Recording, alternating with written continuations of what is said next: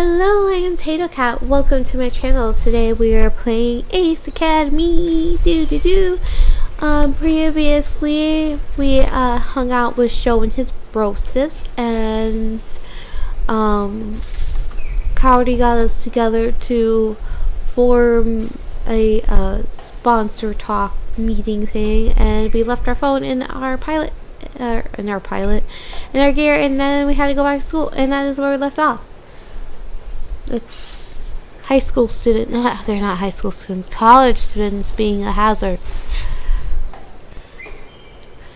Instinctively, my feet lead me to Eagle. What the? A bluish hue from an active terminal display illuminates my docking station. That doesn't seem right. I'm sure I turned everything off when I left. Cautiously, I tiptoe towards my gear.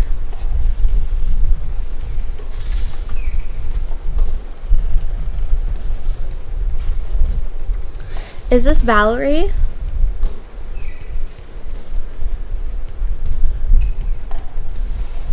There's a figure crouched in front of Eagle. The person dressed entirely in black and wearing a hoodie that hides his or her face. Still engrossed in my gear, the stranger hasn't detected my presence yet. Stay quiet and sneak up from behind. Call out. We're going to be sneaky. Staying in the shadows, I continually creep towards Eagle. As I close the distance between us, I notice how small and petite the person is. It must be a girl. Listen, there could be a small and petite boys too. Must be a girl. But I can't think of anyone who'd be so interested in my gear. Once I'm only a few steps away, she tenses as if noticing a presence. Grab. Miss. We're going to... No. This is what I mean. It has like real-time things and I can't properly click because I'm reading out loud. Before she can react, I grab her shoulder and roughly spin her to face me. I thought so. Who else would it be? Valerie, what are you doing here? She grins. Her gaze flicks to my hand, still on her shoulder. I never would have guessed you like it rough. It's not like that. I can be possessive too. I am not amused. Valerie. I scowl, and the smile on her face wavers. What the hell were you doing to Eagle? She flinches at the harshness of my tone. Nothing, I promise. You were obviously doing something with the terminal. That's not nothing. She holds up her hands in defense. I wanted to get a better reading on your core. I'm not altering anything though, just studying. Why? To figure out how your core was able to sustain such a high energy output for so long without completely burning out. Given the size of your core and the cooling system, the heat dissipation doesn't seem like it would have sustained longer than a few seconds, yet it lasted almost 10 minutes! Maybe there's a direct coolant injection to the primary source? I also didn't consider the acceleration of airflow given the hidden frame openings. Perhaps a quick calculation using... The more she talks, the faster my anger melts away. It is replaced by respect. She's more than meets the eye. Even though she claims she means Eagle no harm, how can I know she's telling the truth? I only met her a few days ago. Still, it seems like she's genuinely curious about my core, about how my core works. Here, I'll prove I wasn't changing anything. I watch as Valerie retracts a few screens with all the configuration data unmodified. Okay. Huh? I get it. You were curious, but you can't just break into other people's robots and mess with their ports. She looks away. I'm sorry.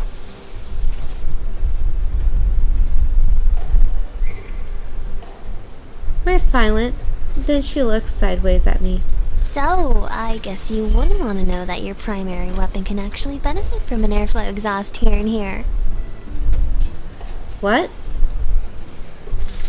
She points inside my open gear. You see right there? Yes, I think. It'll still require validation testing, though. You should probably get your engineer to check it out. We don't have an engineer. My engineer? Yeah, you know. The person who makes sure all your gears are working properly and helps you with any upgrades or improvements. We don't have one of those. Don't the sponsors do that? Valerie shakes her head. They help a lot when it comes to major repairs or new items, but an engineer on your team takes care of any general maintenance and the like. Oh. I guess that someone would know that, being that he's taking care of Eagle himself. Maybe we should get an engineer. Okay, I'll tell my engineer that. We're just fine without one. No, we should get an engineer. We didn't know about the hoopda blah de blah weaponry. I'll ask my team about getting an engineer. Sounds like we could really benefit from one. You definitely would. She scoots closer and smiles. And luckily for you, you already have one person perfect for the job. Really? She scoots even closer and bats her eyelashes at me. Who's that? Valerie sighs. Just think about it. There's another pause. To avoid the awkwardness, I shut down the open terminal. So, we should get going, Hin. Yeah. Neither one of us moves. Don't touch my gear again, without my permission. I promise I won't. I'll wait for her to leave, but she doesn't budge. Okay, goodbye. Bye. She stands in place and waves. You aren't leaving. Neither are you. Yeah, but this is my robot, and also I still need to get my phone. Why are you here? Okay, on the count to 3, we'll leave together. No, you have to get your phone. She nods. 1, 2, 3. We both stay put. You didn't move. Neither did you. What the hell are you kids still doing here? Security catches us off guard, and we simultaneously stammer nonsense. He shakes his head. If your business here is done, then you have to leave. Valerie glances at me, and I glance at her, still waiting for her to move. She doesn't. Suddenly, a strong hand grips my arms. Hey! The guard holds Valerie too. He physically leads us towards the exit. You should get home. It's late. We did get our phone, right? We pass through the doors and the guard shuts them behind us. I feel like I missed the part where he goes. Does he go into the robot first and then notices the port?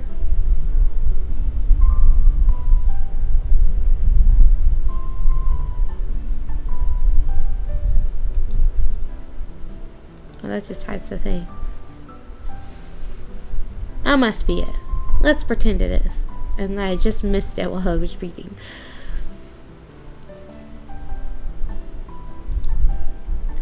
Valerie and I are once again standing in silence. Well, I'll see you around. Yeah, see you. We both head our separate ways. She walks towards dorms while I head to the parking lot. Once I reach my bike, I drive home. Again. Nikki still isn't home by the time I return. Where can she be? I reach in my pocket for my phone and grasp empty air. Okay, so he didn't get his phone. Oh crap, not again.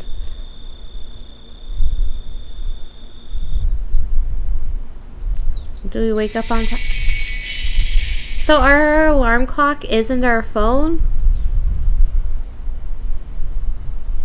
Or did he have to go back again to get it? I turn off my alarm and roll out of bed. Time to get ready for class. As I head downstairs, I feel uneasy. Today will be our first match. I really hope Yunna was able to work her magic and get us a sponsor. Nikki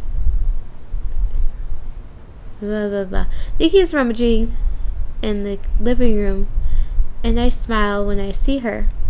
Even when I'm stressed or worried, Nikki always seems to know how to put my mind at ease. Hey Nikki, just the person I was hoping to see. Look, if you're hungry, you have to find your own food. I don't have time to cook today.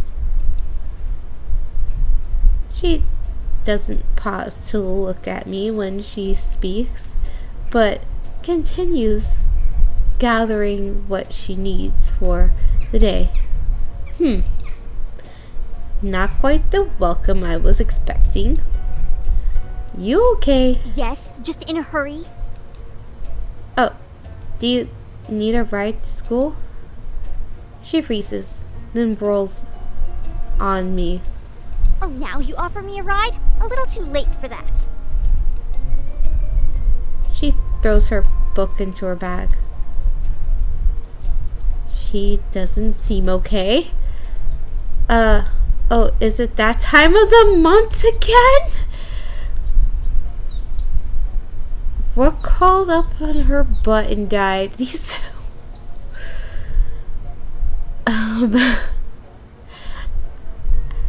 she doesn't seem okay. Are you sure you're okay? Yes, why wouldn't I be? I don't know. Did something happen? She just stares at me. Did I do something? Why is she looking at me like it's my fault? When I don't answer Nikki's eyes. I need to get to school. I'll see you later. What did we do? She's out of the door before I can say goodbye. That was weird. Shrugging, I head into the kitchen to whip up a quick breakfast. Hopefully, she's in a better mood the next time I see her. Or maybe it's because like all of the people just want to hang out with her because of us and it's annoying her. After eating, I hop on my bike and drive to school. Yunna is already in class when I arrive. She waves as I walk in and I sit beside her. Hey Yunna. Hey! She wears a wide grin and fidgets with excitement. You seem like you're in a good mood. I am. She pauses. Aren't you? Oh, I guess so? I thought you'd be a little more excited than that. Really? How come? She seems confused. Well, I guess I just assumed that this had been hard for you, and I thought I'd helped bring you some relief. What? What? Oh, what are you talking about? You know, I found you a sponsor. You found us a sponsor. Yunna coming through with a win. Oh! That's amazing. How did you manage that? I called in a favor, but that doesn't matter. I've already set up your account with them, and repairs are underway. They started as soon as the paperwork was signed, so your gears will be as good as new in time for the match today. I don't know how to thank you. Also, who's our sponsor? She blushes. You don't have to. I promised I'd find you one, and I always keep my promises. I don't know what I'd do without you. You're a lifesaver. Yunna's blush deepens and she seems pleased by my words. You should come meet the team before the match. We can share the good news together. Sure, as long as I won't intrude on anything. You won't. She nods. So, I know we won't get our scores back this I know we won't get our scores back this class, but how do you think we did on the project that I never did? You know what? I think we'll get a great mark. She turns sheepish and looks away. I'm actually a little surprised. How come? Well, since we weren't able to find time to meet over the weekend, I wasn't sure how much time we'd be able to put into it. I was a bit surprised when you sent your entire section on Sunday.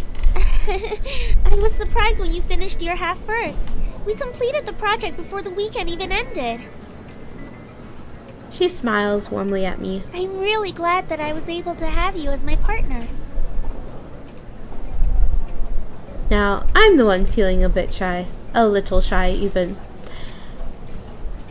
I really enjoyed working with you, too, that we did not do. Glad I didn't disappoint. I'm glad I'm not failing a class because I didn't hang out with a character. She smiles. As our conversation winds to a close, the professor comes in and starts the class.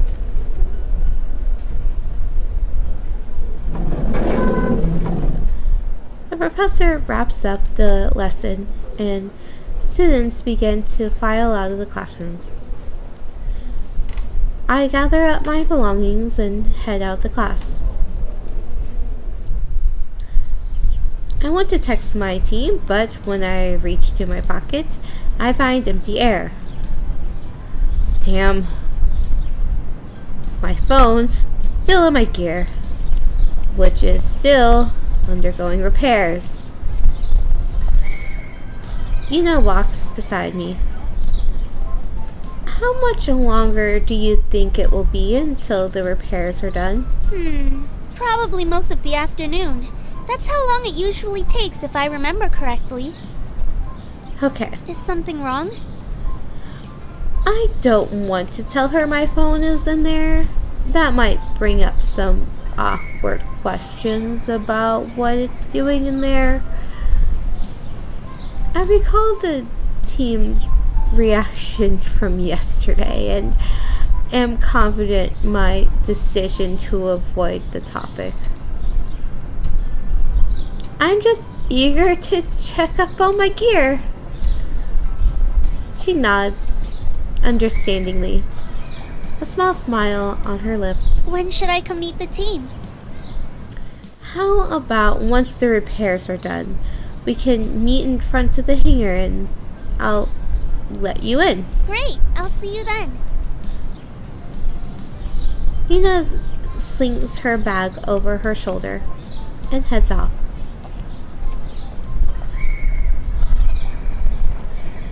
I really should text my team about the repairs now rather than later. It should be fine to go collect my phone.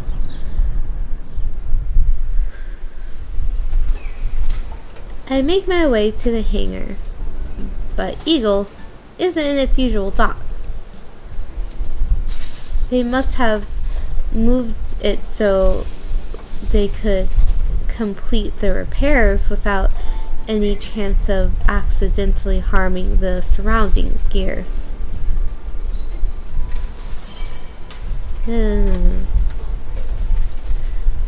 I lost my place.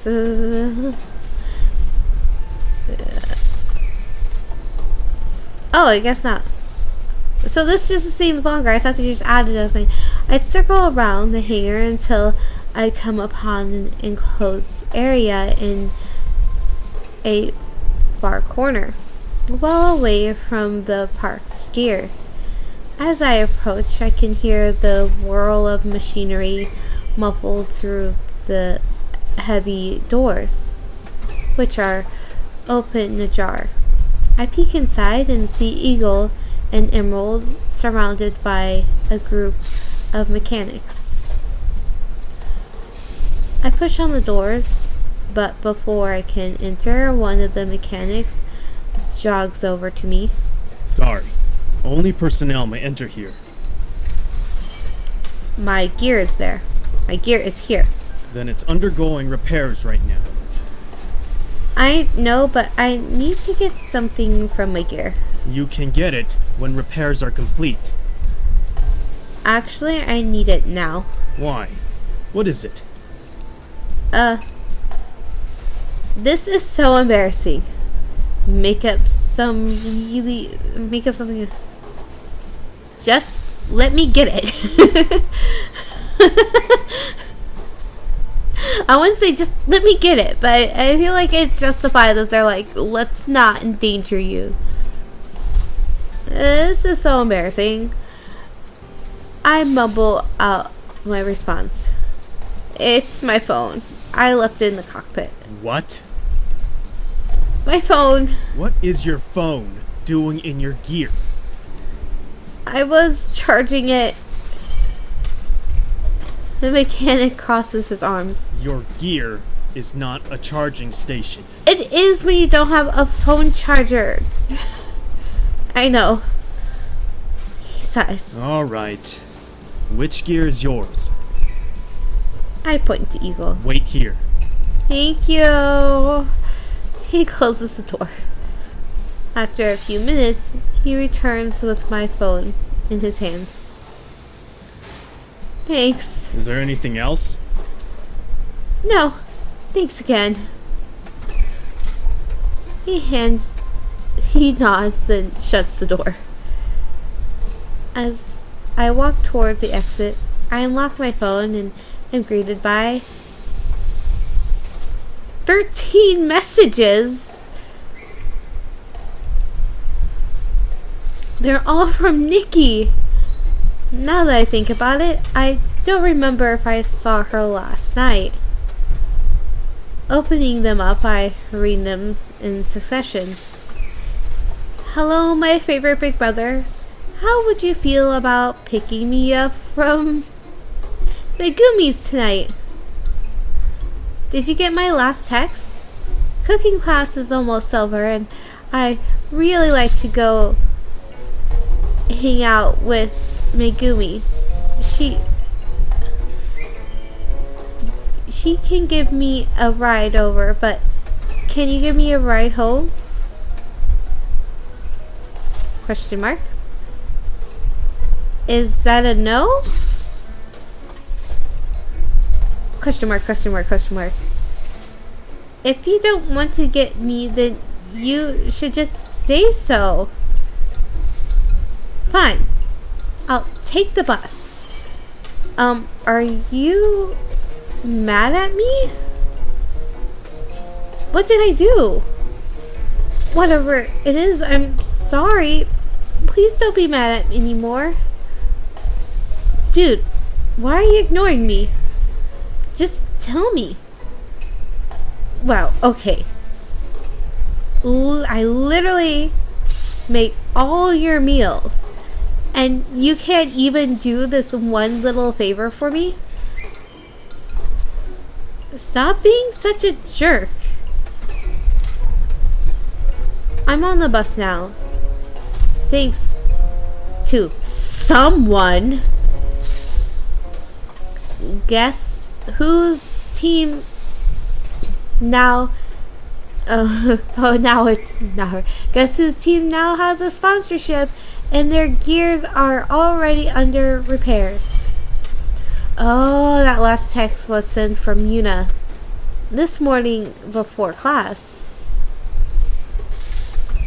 Well, this explains a lot. No wonder Nikki was so moody this morning. I'm sure once I tell her it was all a misunderstanding, she'll be fine. I shoot my team a text.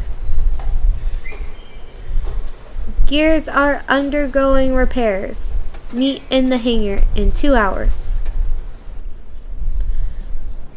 Now that's taken care of, I still have a lot of time to kill. I wonder what I should do. Coyote, Valerie, Yunna. These are my options: Coyote, Valerie, or Yunna. I'm gonna hang out with Yunna. I mean, she got us the thing. I mean, Valerie seems kind of cool, but... yeah, let's get to know Valerie a little better. I should spend some time on my studies, but I don't want to be cooped up inside when it's such a nice day out. Taking a stroll through campus, I find an isolated bench near the campus cafe and pull out my tablet.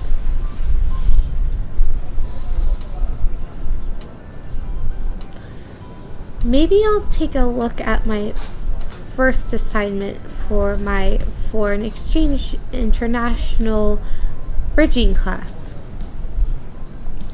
I log into my web link but can't find the tab for my class. Maybe the professor hasn't set it up yet? I wonder if anyone else is having trouble. Good thing that Valerie girl gave me her number in class. I find it on my phone and give her a call. She answers the phone almost immediately. Hello? Bonjour. No hablo. I don't speak French. Bonjour.